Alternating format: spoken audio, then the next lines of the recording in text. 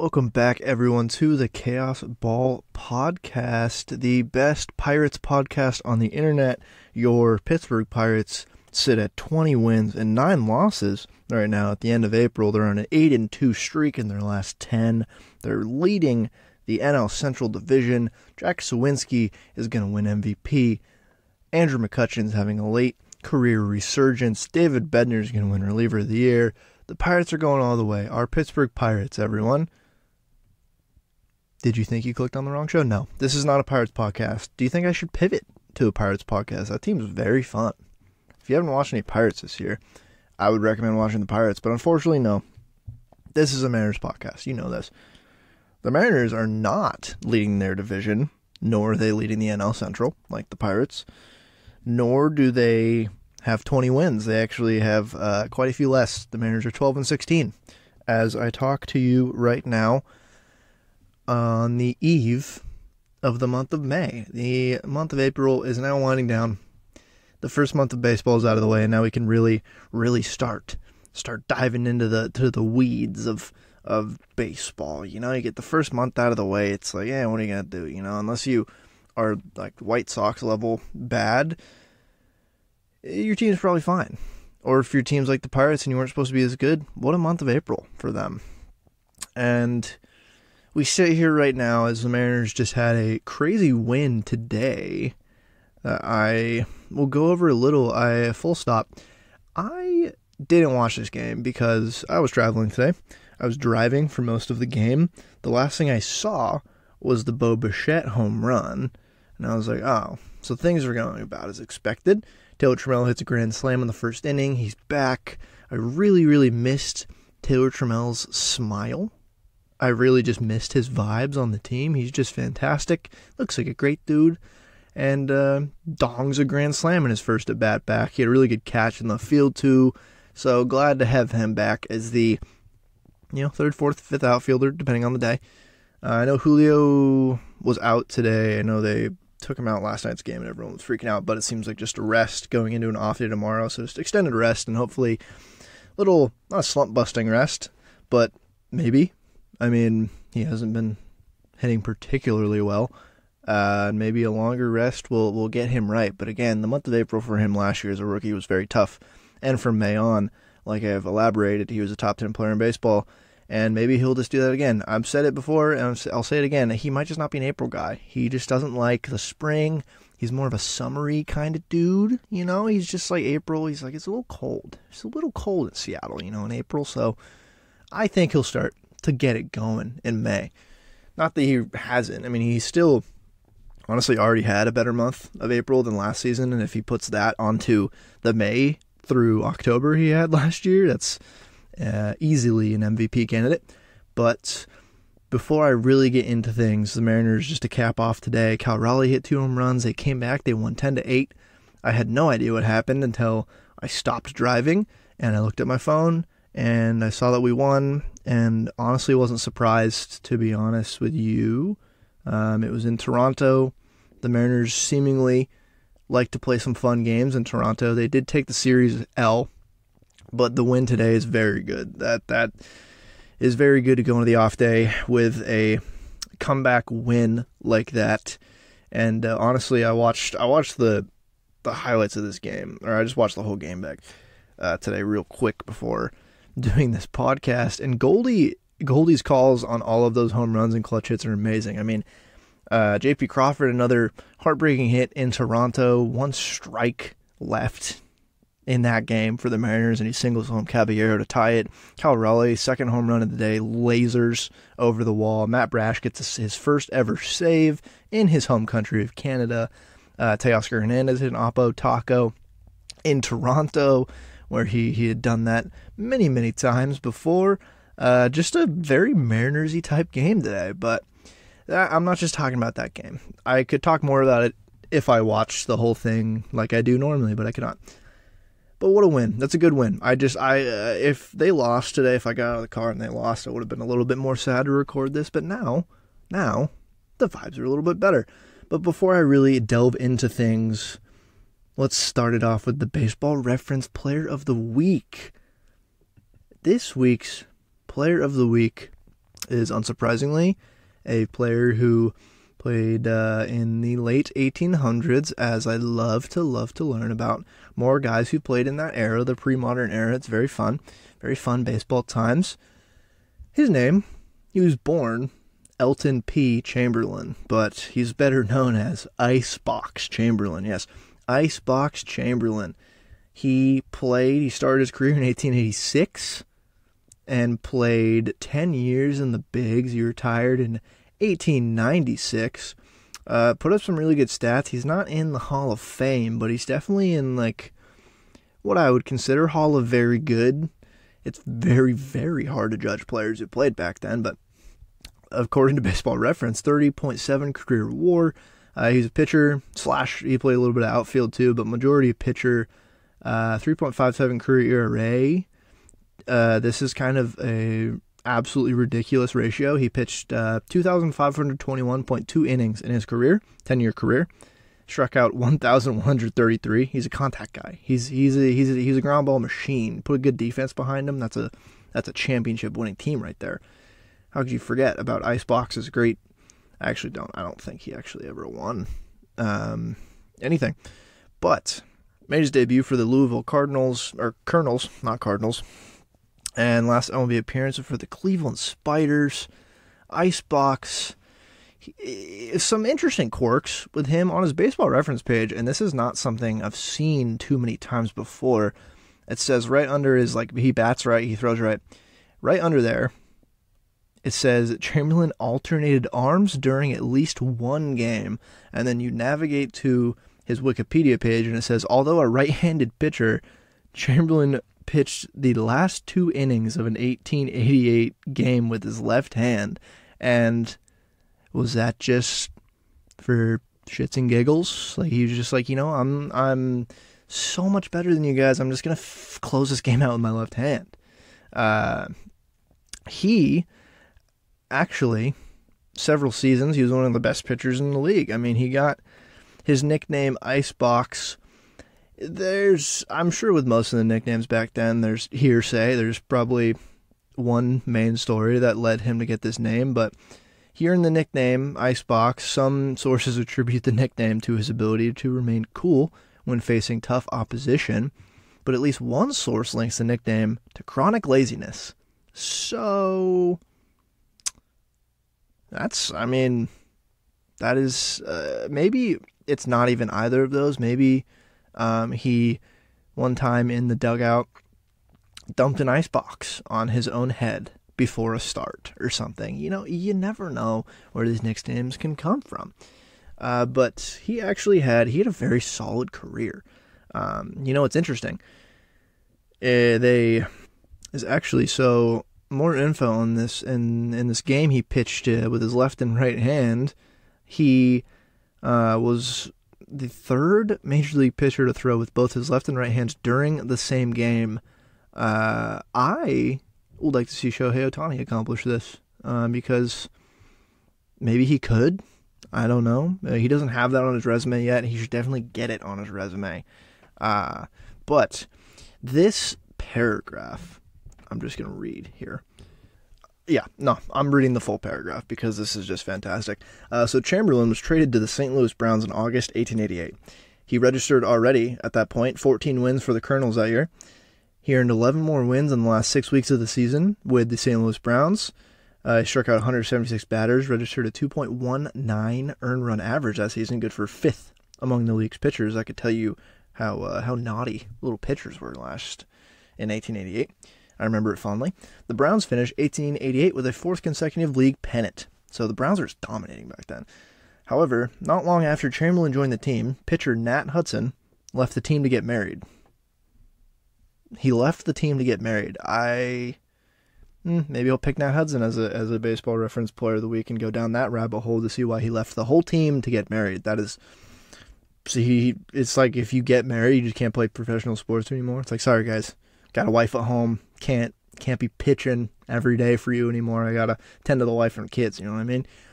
But later that year in the World Series, the Browns had only Chamberlain and pitcher Silver King, former Baseball Reference Player of the Week Silver King. They were teammates Is that how I found this out? Maybe. They then faced the Giants in that World Series, and Chamberlain pitched a shutout in the second game of the 1888 World Series, but he lost the 4th, 6th, and 8th games. Yes, they played 9 games back then, and the first World Series they were 9-game series, which is pretty sweet. He gave up 11 runs in the 8th game, so he goes from pitching a shutout in the second game, and then they just really figured him out. He got socked for 11 in Game 8, and the Giants clinched the series after that game. And that was his last Major League postseason playing appearance. So that is Icebox Chamberlain. There is more to read about him. I will just say before we get into Mariners baseball, you should just go to Icebox Chamberlain's Wikipedia page and look at his picture. Because all the pictures back then, well, it's his baseball card. All of the baseball cards back then are awesome. The stance he's in is something else. He's like hitting a pose. He's working it for the camera. So go look at that picture. And before I leave you with the Icebox Chamberlain to go do some more research on your own, after his playing days, he was hired as a baseball umpire and later announced that he was going to become a boxer, but neither venture seemed to have worked out for him, and then not much is known about his later life. So really a mystery of what happened to old Icebox Chamberlain. We just know when he died and where he's buried, but that is the Baseball Reference Part of the Week, Icebox Chamberlain. And now, to the meat and potatoes of the episode, Mariners baseball. Whee! Yay! Mariners are off the bat. This happened very soon after I released the podcast last week. Robbie Ray has announced that he's out for the year. He's having surgery for that flexor strain. This sucks. It sucks for Robbie Ray. It sucks for the Mariners. It sucks for everyone involved, man. It just stinks. And from like an injury that they're like 15-day IL, he just strained it while throwing, and now it's out for the year. That is brutal, especially with a rotation that was already kind of grappling with its 5th spot. Didn't exactly know who the 5th spot was going to be, and now you got options in the organization. All of the guys in AA right now, like Prelander, Baroa, Bryce Miller, and like Brian Wu, Emerson Hancock, they don't look quite ready yet. I don't think the Mariners are going to try to rush them up yet as well, out of necessity. They don't necessarily need to do that, and that might harm their development a little bit. To start the year, they've looked fine. Like, Emerson Hancock has looked really good. Wu's been solid, but they still don't look quite ready. I mean, at least from what I've seen, what I've heard about people in the org talking about, they're not ready to call them up yet. It's a little early. So right now, we're going to see a lot of probably Darren McCocken. Easton McGee came up and threw a great game the other night. What else are we going to see? I mean, more Flexen starting, potentially. He pitched pretty well today, out of a bullpen role. I mean, it just sucks. It just really stinks, especially from a team that was so healthy last year. The pitching staff was so healthy. Like, Robbie Ray was very healthy for most of the year.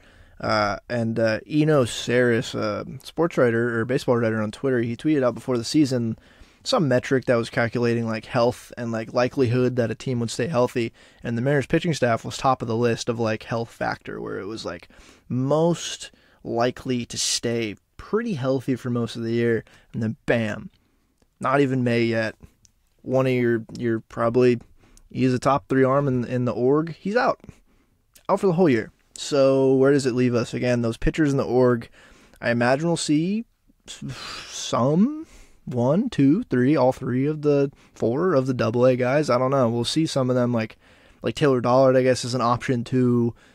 I don't know. He could go out and, like, Jerry DiPoto being he or Justin Hollander, they could make a trade. They're known to make some trades.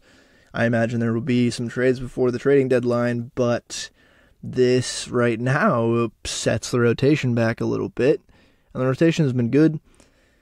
And missing Robbie Ray for the whole year is just really shitty. So really intrigued. I have not quite looked at who they could target off the top of the dome. There's not that many dudes that come to mind who are like on bad teams and pitching really well. Like Mitch Keller would stand out at me if the Pirates weren't leading the division right now. Someone like that. I don't know.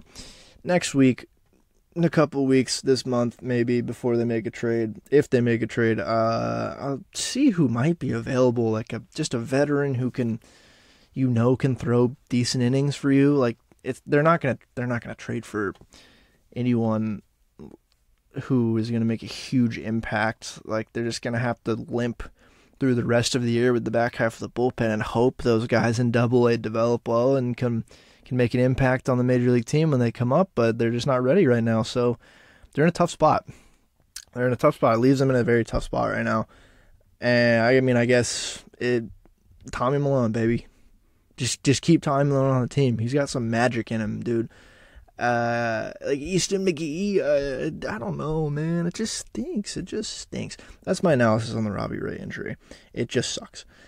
And that's all there is to it. I'm moving on from the Robbie Ray injury. Another thing before I really start getting into how April went for this entire team, the Trident celebration. I'm scolding myself right now because I did not talk about this in the last episode.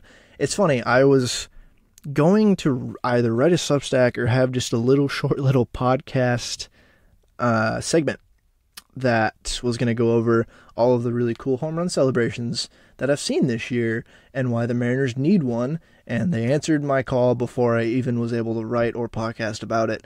The Trident, they're wearing the Swalmet with the Trident. It's a cool celebration. It's very cool. I wonder what they'll do all year. Like they had the Trident initially. Julio was the first Trident wielder, which is very apropos. And they added the Swalmet. I'm wondering if they'll add anything else. I think they should. I would love to see someone throw the Trident. Like, how sharp is it really? I heard it was pretty sharp and they had to dull it. Let's get it really sharp again. And instead of a first pitch, let's have people throw the Trident at like a bale of hay with a target on it, like for archery. Let's just have the first pitch be that instead of the first pitch. That'd be fun. I'm wondering they should do like, well, they would have to bring back the bullpen boat, the bullpen ferry they used to have. Every home run, the Mariner Moose should whip the bullpen ferry around, skirt up to the dugout, have the home run recipient or hitter receive the Trident and the Swalmet, get like in the back of the boat and just go right around the stadium. Now that would really increase game times, and I don't think it'd fly with the pitch clock, but wouldn't that be fun? Not much else about this. So the celebration's cool, very appropriate, obviously, with the City Connect uniform, Trident sort of announcement, and just like obviously the Trident is an iconic old logo for the Mariners, and it's a very cool celebration, very cool. I don't think it's as cool as the Dong Bong in the Orioles, for the Orioles dugout, and also the Pirates like literally fighting with pirate swords in the dugout when one of them hits a home run. I think that's pretty sweet. There's a lot of cool other ones, and I really was going to write a short little piece with videos showing each one and ranking, and I'm not going to do that yet. Maybe at the end of the season when every team has one, potentially. I don't know. I more just wanted the Mariners to come up with one, and I figured they were working on it, and it turns out they were. I was right. They were. And now, let's talk about the somewhat depressing month of April, I guess. I don't know. I guess this weekend first I will touch on. So, actually no. Short recap of the whole week. So this one came out on the off day, 24th on Monday. This will come out on May 1st, but they go to the Phillies and they go to the Blue Jays, losing 4 of 6 of those games to the Phillies and the Blue Jays. They take 1 of 3 from each of the series. Just really frustrating. George Kirby threw a complete game, 8 innings, with 7 Ks and got the loss. They lost 1-0 in that game. That was a cruel, cruel reminder of what this team used to be, because I did tweet out some fun little stats surrounding how many times Felix Hernandez had done this. And that's actually George's second career game, going 7 innings, allowing 1 or less run with 7+ Ks. Felix had 3 of those where he got a loss. This is Kirby's first loss he got from those. The last time he did that, he got a no decision. So he has yet to pitch a gem like that and get the dub. But Felix, God, going back and looking at his stuff is just, man, he deserved better. Felix had like 15 to 20 of these games where the team actually ended up losing, which is pretty astounding. The best one by far it was on, looks like April 19th, 2012. Felix Hernandez pitches 8 innings with 12 Ks, gives up 1 run, and the Mariners lose in regulation time in 9 innings, 2-1. 8 innings, 12 Ks, 1 earned. And the Mariners lose 2-1, and Felix gets the loss. He didn't get the loss. He got a no decision. But they still lost that game. Just insane. George Kirby deserved better. That could have won us the Phillies series, swung some momentum our way going into the Blue Jays series, and no, completely deflated the team. 3 close games. 5-3 versus Phillies, lost 6-5 second game, and then obviously what I was just talking about, 1-0 in the Matt Strahm versus George Kirby duel that we witnessed. And then they go to Toronto. They lose really close games as well. They lose 2-3 and they lose 1-0, and then they win 10-8. So when I look at this team and their schedule, again, they've played really good teams and they've played them pretty close, but things still aren't quite cracking the Mariners' way this season in terms of like close games. And I didn't have this podcast at the start of last season or the season before, but towing the line and being a good team in 1-run games, there's not a lot of metrics that you can really prove that your team is more clutch. I mean, there are clutch factor stuff and like high leverage stats and stuff like that you could pull, but sometimes it's just how a team's constructed, the team's mentality. And even the Mariners showed today, their mentality is they never quit. They obviously never quit. They've come back from and won so many fun games like this the past couple of years. But being a team that relies so much on winning close 1-run games or extra inning games is just a very, very tightrope. It's tough to rely on that. And we're showing it this season. And I'm not to say this is going to be representative of the whole season, but right now they're 3-9 in 1-run games and 0-5 in extra inning games. Like they're 500 in 9-inning games and they've lost 5 in extra innings, and there's your 11-16 record. They've scored 110. They've allowed 111. They've been like a very 500 team this whole month with a record that doesn't reflect it because, again, 3-9 in 1 runs, 0-5 in extra innings. Not what we're used to seeing from this team, but also not necessarily out of the realm of possibility for this team. This could have happened last year. This did kind of happen last year at the start of the year. They weren't amazing to start the year. This team on paper is better at the start of the year than last year's team, so it's a little more concerning. But I don't think they'll continue the .250 winning percentage in 1-run games the whole year. I think that will obviously tick up. But they were just unconscious in 1-run games last year. And the year before, it was the fun differential where, like, man, they had a negative run differential the whole year, but they just kept winning these games, like 1-0, 2-1. It was insane. And yeah, some of it's just luck, and luck is not going their way right now. And some of it's situational hitting, some of it's definitely on the coaching staff and Scott and Jerry for their decisions of relievers. Sometimes, again, it's just luck. Sometimes the reliever doesn't have it, but this year it's just been tough to watch late games like this where they lose. We're just not used to it. We're not used to it at all. But to recap the week, I mean, they were close games, close games. So, all in all, they're playing fine baseball right now. There's obvious problems with the team, but it was a tough week. 2 wins the whole week. Podcasting week. I'm going Monday to Monday here. 2 wins in that whole week against, 2 good teams, but 6 winnable baseball games. 6 very, very winnable baseball games. It didn't quite go the Mariners' way. It stings even more when you factor in They squandered a complete game gem from George Kirby. They squandered 6.2 scoreless innings from Easton McGee. 6.2 scoreless innings from Easton McGee. And you lose the game. You cannot lose games like that if you want to be a serious ball club. Like, it's through a wing and a prayer that he threw 6.2 scoreless in his first start in the bigs. I'm sure a lot of people in the fan base didn't know him. I knew his name. I was not familiar with what type of pitcher he was, per se. And he throws 6.2 scoreless, and you lose 1-0. Very similar to the Kirby. It's just, you can't waste starts like that. You know Kirby's going to give you more starts like that. Easton McGee's probably not going to give you more starts like that unless he's randomly an absolute gem, diamond in the rough, and he's really good. I don't think that is going to really be the case. You can't waste games like that. You just simply cannot. Simply cannot.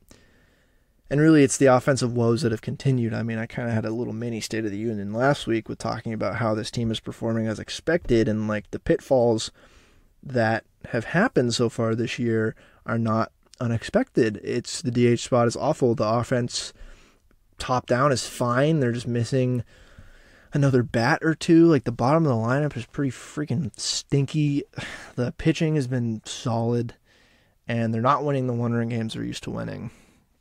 So, just so Mariners-y. Like, the whole Blue Jays series felt very, very Mariners-y. They lost a close game on Friday. They probably could have won. Again, Easton McGee gives them 6.2 scoreless innings, and what do? You lose 1-0. And then you start the game off really hot on Sunday with a Taylor Trammell grand slam. It goes back and forth, and you end up clutching up late and winning the game in Toronto, and that is what this Mariners team can do. Like, the two Blue Jays games back-to-back, the Easton McGee game where you lose that 1-0, and this game today, Sunday, tomorrow, when you're listening to this, if you're listening on Monday, 10-8 win. And just a wild comeback / you squandered the lead, so you needed to come back. That's classic Mariners. Both of those games are just such a representation of this stupid ball club that we all know and love.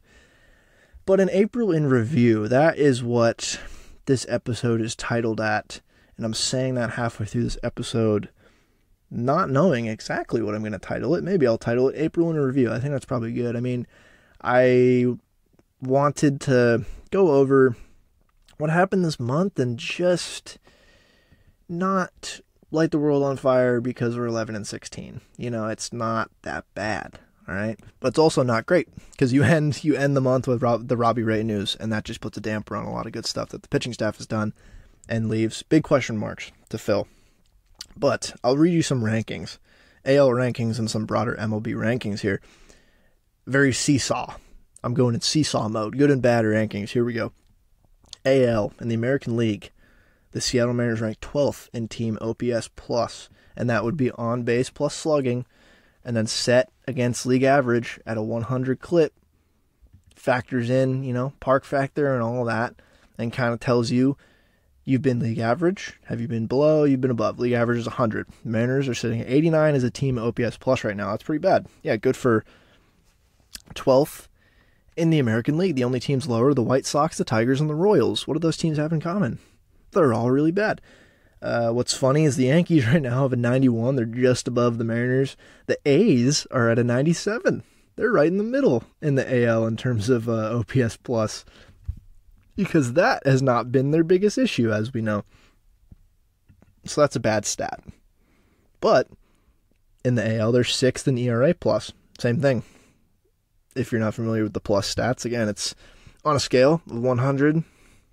The Mariners are sitting at 6th overall in the AL and ERA plus. So the pitching is doing its job. The pitching has been good.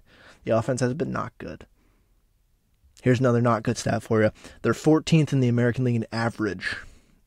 Pretty bad. The only team below them, the Kansas City Royals. They're hitting 220, 295, 368 as a team. That is not good. That's not good at all for this month of April. Now flip it again, a good stat. They're 9th in the entire league in ERA, but now a bad stat. They're 3rd in the entire league in strikeouts at the plate. They've struck out the third most in the entire Major League Baseball in the month of April. That's, for a team that kind of prides itself on great at-bats and working tough counts and all that, that's a lot of strikeouts. And it's not like they're not necessarily working good at-bats, they're just striking out. That's not exactly what you want to see at all. And then another good stat to end, giving up the second least amount of home runs this year in the league. Again, pitching is doing its job suppressing runs, giving the offense an opportunity to win the games, and they're just not doing it. That is the whole representation of this month of April. That's kind of what I expected from this baseball team coming out of the offseason. Record right now, again, 11-16, but the Pythag record is 13-14. So partially, that's due to the 3-9 record in one-run games. According to runs scored versus runs against, they probably should have won 2 of those one-run games, I would guess, instead of losing 2 of them. So really, 11-16 again is not that bad. The season is not lost because of the subpar month of April, but it's not like the best guys on the team aren't performing somewhat how we expected. Jared Kelenic, we expected potentially league average. Where would this offense be without him? Even worse, which is they're already not good.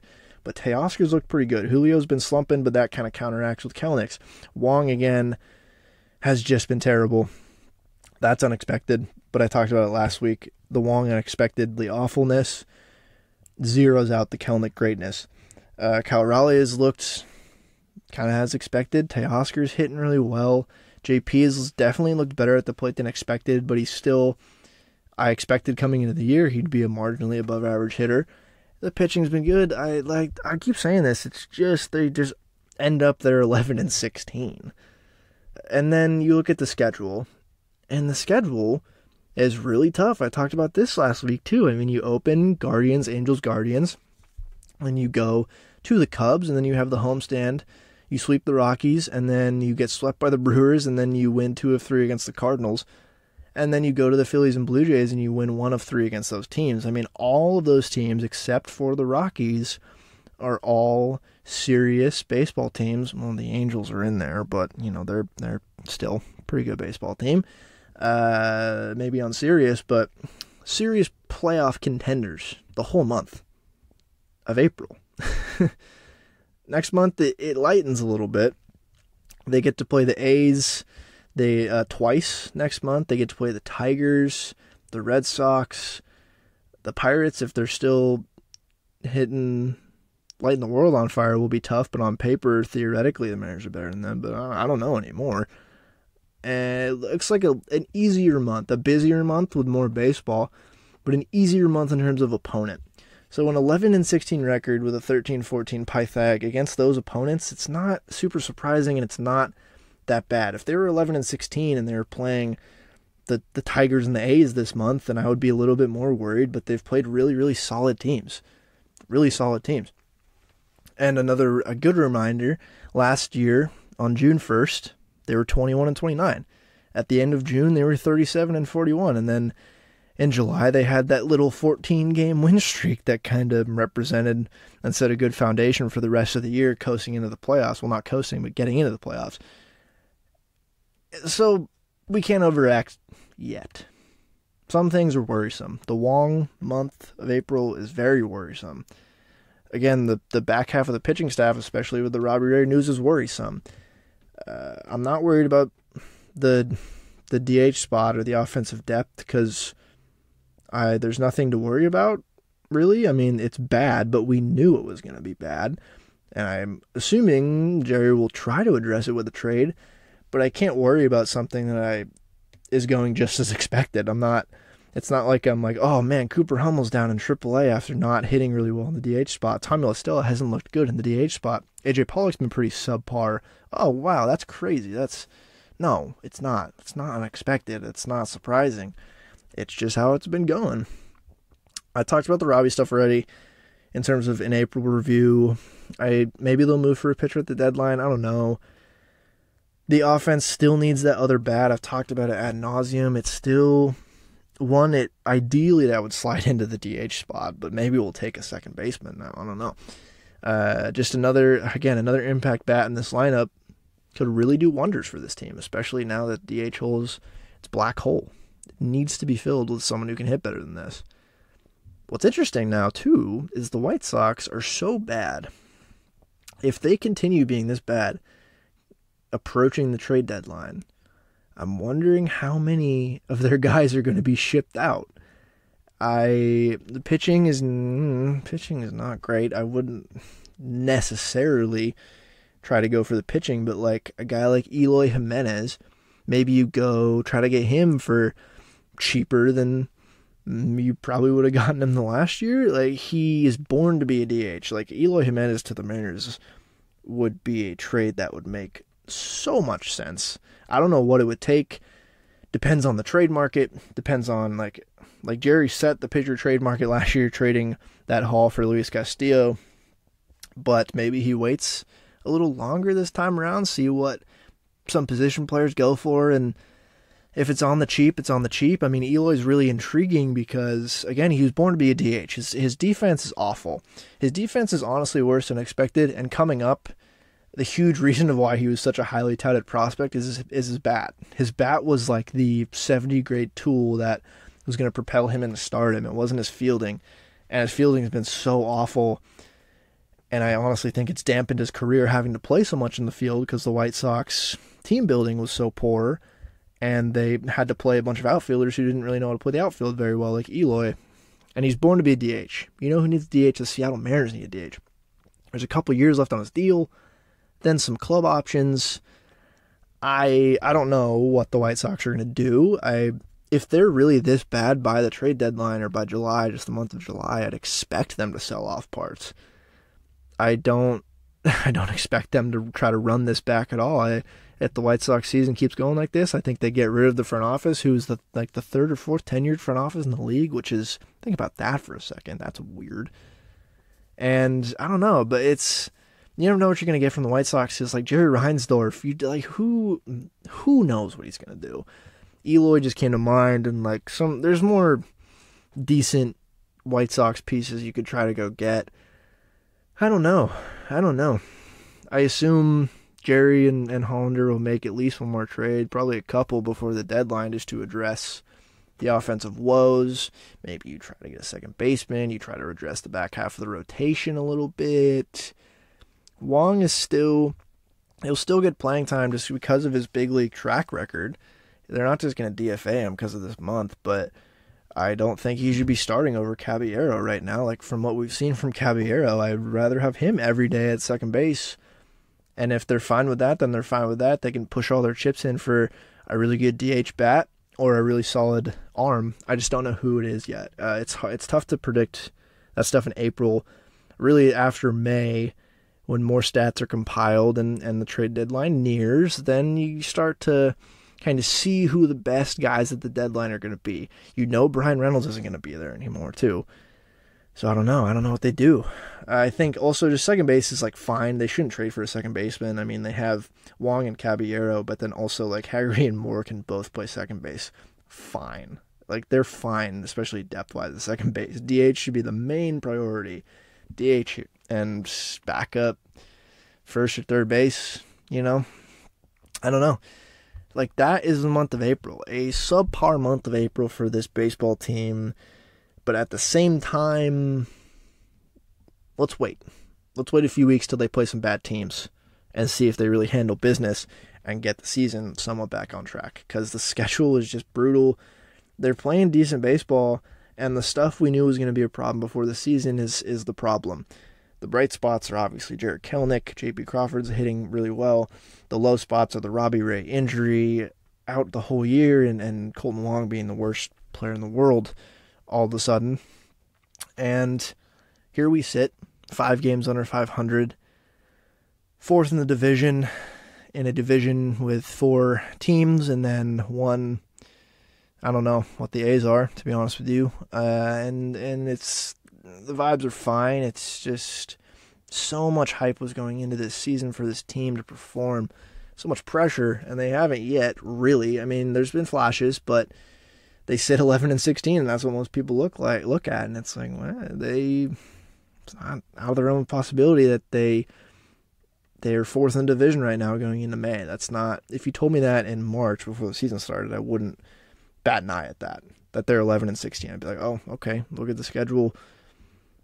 I might have generally been lower on this team just because of, I don't know, there's blind optimism with every fan base, especially for this team with the excitement that they fostered last season and then some of the offseason moves that sponsored excitement. But also, you took a look at this team before the season, and it's like, still, I think, just like one or two pieces away. One more bat that can fill the DH spot and hit above league average would really do wonders for this team.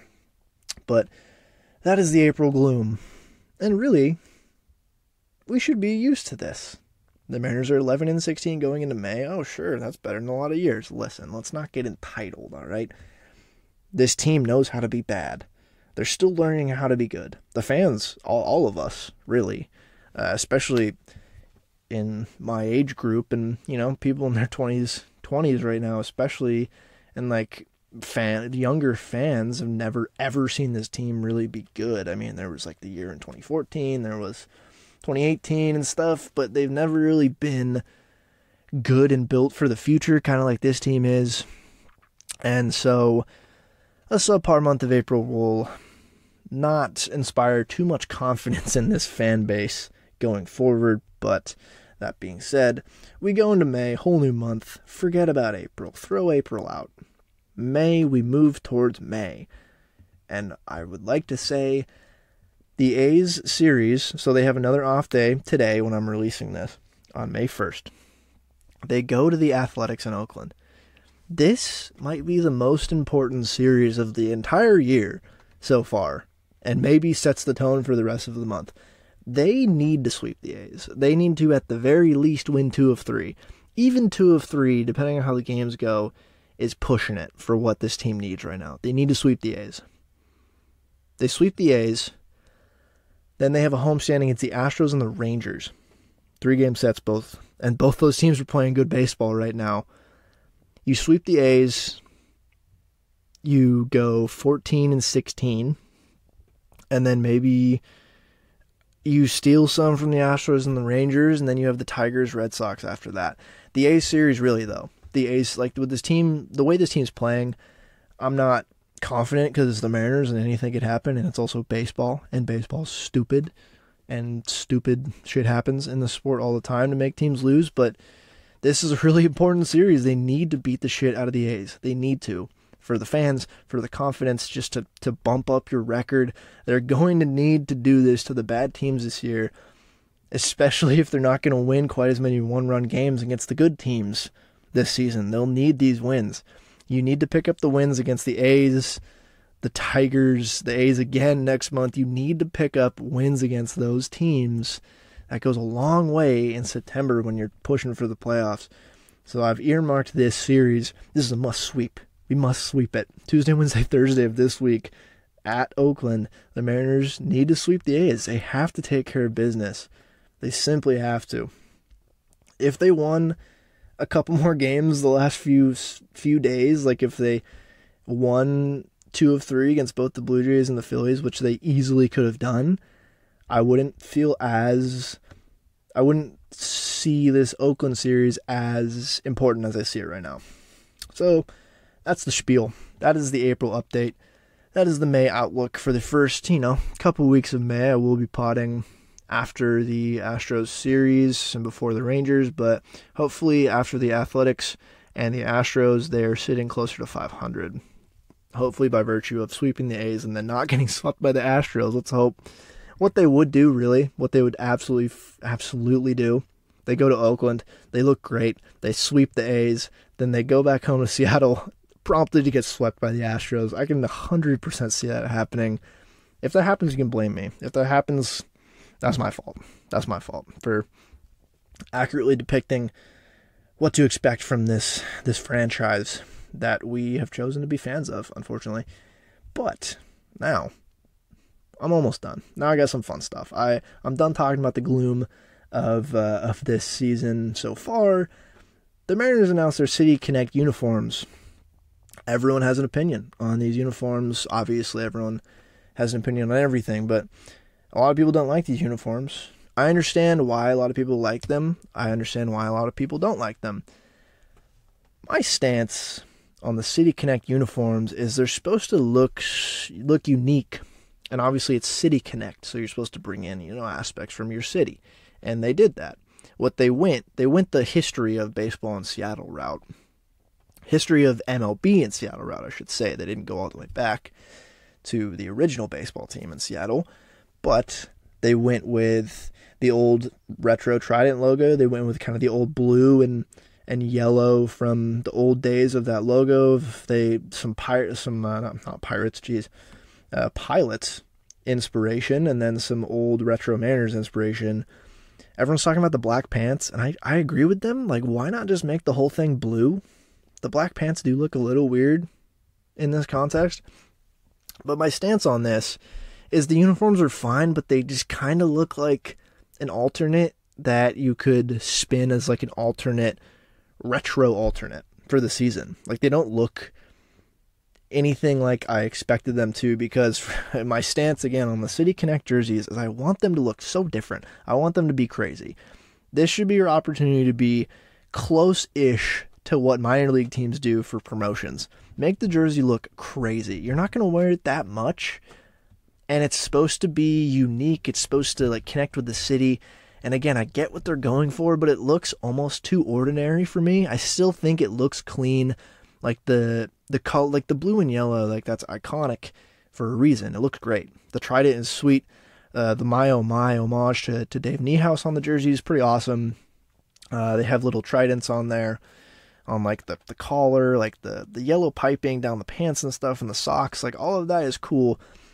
Even like if they just made the pants blue and it was just an all blue fit with some yellow outlines, that would look better than the black pants, I think. But I think they should have gone something weird. Like, look at the Rockies. It's like, it's not my favorite jersey, but in terms of just like, it's a City Connect jersey. It looks so different, and that's why I like it. The Padres, it looks crazy different than the normal jerseys. The Red Sox. The Red Sox might be the wackiest one, and it's an homage to their city. Now, I threw out the idea of a Sonic-related City Connect jersey on Twitter. It would verge on A's territory. That would be very dangerous. But really what I think they should have done is, if they wanted to do history of baseball in Seattle, go all the way back. Go all the way back to the original team, the Seattle Rainiers. And their colors are the Tacoma Rainiers colors. So obviously there's some stuff there where it's Tacoma Rainiers colors. You can't just make a Rainiers jersey. You can make a City Connect jersey that connects with the history of the team. You have red, white, and blue to work with those teams' colors. But then if you wanted to, you make... My ideal was a cream type base, like the Sunday cream like base for the jersey, with red lettering for Mariners, an homage to the old Rainiers jerseys. And then maybe you have some blue Trident incorporation. I don't know. All I know is I think if they wanted to go back to the history of baseball, you can go to the Pilots. The Pilots are fine. And then you can go back to the original baseball teams in Seattle in like the late 70s and early 80s and stuff. And the Trident is cool, but if you're going to do baseball in Seattle, go all the way back. Go all the way back. Do some wacky looking Rainier shit. Or, again, make some cool Sonic stuff. Or have it just be all blue instead of the black pants. I don't know. I think... my stance is it's not a hot take. They look good, and they'll look good on the field, but they could have done better, and I do largely agree with people. The biggest issue is the black pants, but whatever. I'm just a fan of going weirder in this sport than going more ordinary, and they went more, retro-looking ordinary, which is fine, but I would have preferred something really wacky, but that's my stance on the City Connect jerseys. I think they could have went weirder, but, they're going to look good on the field, so whatever. Now, one more thing before I get out of here. It was brought to my attention and the Mariners' Twitter's attention this week by, I'm not remembering his handle specifically. It's Zach, though. That's his name on Twitter. And most people probably, if you're on Mariners' Twitter, which obviously not everyone is, and Twitter's not real life, but he's very... I wouldn't say like integral, but he's very involved in Mariners Twitter. He has a lot of followers. He does good edits and stuff, but It was posted on the baseball Reddit, just our baseball, last week, and he brought it up to Twitter, and the original Seattle mascot was called Spacey the Needle. I'm going to title the episode Spacey the Needle, actually. So there's a fun story about Spacey the Needle. First of all, it looks ridiculous. Go look this up and find, it's a very short video on the our baseball Reddit of it walking around, and it's on stilts and it's wearing a Space Needle hat. It's just, and Spacey the Needle, that's like some Bodie McBoatface type shit. So the Mariner Moose, it was the first full-time mascot, but a team, they had a mascot competition in 79. So the team was founded in 77. They have a mascot competition in 79 in response to the popularity of the San Diego Chicken, which was a iconic mascot back in the day. So the winner of the competition was Spacey the Needle, and it was a dude wearing a Space Needle hat on stilts. And unfortunately, Spacey was plagued with mobility issues due to his stilts, and the mascot was retired only after a few games. So Spacey the Needle, he burned bright, but he burned quick in Seattle as a mascot. Please go look this up. It's fantastic. Apparently, the San Diego Chicken was the mascot for 6 straight games before the All-Star break that year, which... What? His actions in one of the games prompted future manager Lou Piniella, he was a Yankees player at the time, he threw his glove at the chicken. He must have pissed him off or something. I mean, Lou was not known as a particularly calm dude. So the San Diego Chicken was the mascot for a little bit after Spacey obviously had to retire because of, again, mobility issues. San Diego Chicken, obviously, he was temporary. It wasn't going to last. And then they eventually got the Moose, and his debut was in the Mariners home opener in 1990. And the Moose is a great mascot. But the best part of this story, so they had this competition. Spacey the Needle takes first place. Second place, a man in a diaper took second place. I haven't found any other info on this, and I will do more deep diving on this because I'm fascinated by, did the dude in a diaper have a name for his mascot, or was it just like, hey, I'm a grown man, I'm wearing a diaper, I love the Mariners, this new team, let me be the mascot. And he took second, so he clearly got some votes. Clearly some sickos out there in 1979 voting for this mascot. And they land on Spacey the Needle, and unfortunately he's not the mascot anymore. They should bring him back for like one game randomly. All of a sudden this like 10-foot tall Space Needle looking humanoid walks out from like the center field and battles the Moose or something with a trident. Man, let me work for you, Mariners. I could come up with some fun, wacky shit to do. But that's Spacey the Needle. I could not do another podcast and not mention Spacey the Needle, so I really do encourage, just put Spacey the Needle in Google. The Reddit will come up probably first. Click on it. There's this 2-second video of him walking near home plate, and it's just one of the greatest things I've ever seen. And now I have a little item to research for next week. I'll see if I can find any more info about the man in the diaper who took second place. And if I do, I will definitely talk about it. But that's about it. That's it. That's all I have for you this week. So that was kind of an April in review rant of what this team's up to, and looking forward to watching them hopefully decimate the Oakland A's. But with that, I will leave you with have a very good day.